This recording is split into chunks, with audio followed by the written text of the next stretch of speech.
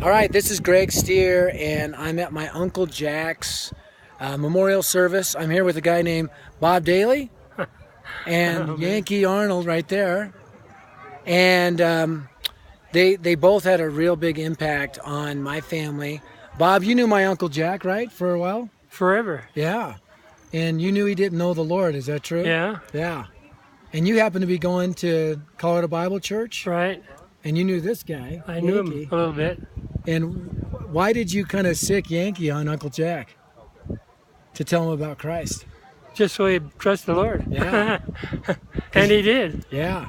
Yeah. That was awesome. Yankee, what? Remember that day that you went up to Uncle Jack's? And I remember the moment. I'll never forget it.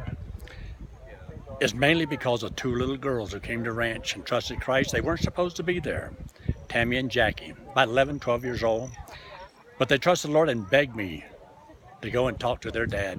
And I said, one of these days I will. But I was so busy doing so many other things. I was older teenagers, and these were just two little girls. I mean, how important could that be? But finally, Bob insisted we go by and see him. He said, I'll go with you. I said, all right. So we went, and Bob did a lot of praying, and I went up to the door. so, Bob, did you stay in the car? Yeah. Stay in the car, you smart man, right? You send Yankee. I just wanted him to trust the Lord, not because I was afraid to go in. I wanted him to trust the Lord, and if I was there, he might not. You want to be a distraction. Yeah. So how did he come to the door? Well, when he came to the door was open, and I'm not real sure who opened the door first, but I do remember it was a big German police dog. Lobo. That met me face to face, teeth out, and I thought, is this Jack?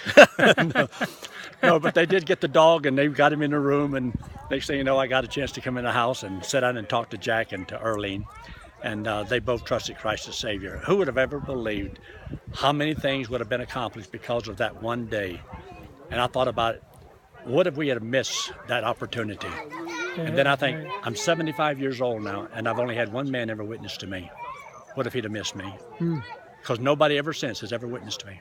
In all the places that I've been, all the countries I've been, and states and all that, nobody's ever tried to win me to Christ. Nobody. So you were that one man that led Jack to Christ, and Jack the next day led Thumper to Christ, the Coxey family, and it's begun to spread out. And Jack kind of brought out some of the thugs and the dangerous North Denver characters. I had a contest in church where whoever brought out the most people would get a brand new old Schofield Reference Bible just like mine. And that 1 month, Jack was responsible for 250 people. And in the flyleaf of his Bible that he has in his house right now, you can read what I wrote to him. And that was exactly 40 years ago. This year, exactly 40 years ago. Wow. And I led him to the Lord 45 years ago. So Jack he's done an awful lot of things that we know that are some wild stories, but he also did a lot of good things.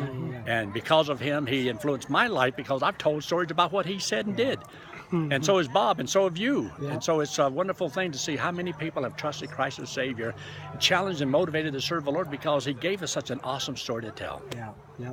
So, and again, just the power of the gospel of Jesus Christ in my family, and they all felt like steroid-filled dominoes after Uncle Jack came to Christ. And I'm doing Dare to Share because I saw the power of the gospel really unleashed through Yankee here, and through an army of teenagers and through my family. So anyway, I counted it an honor. Thanks, guys, for sharing. You bet.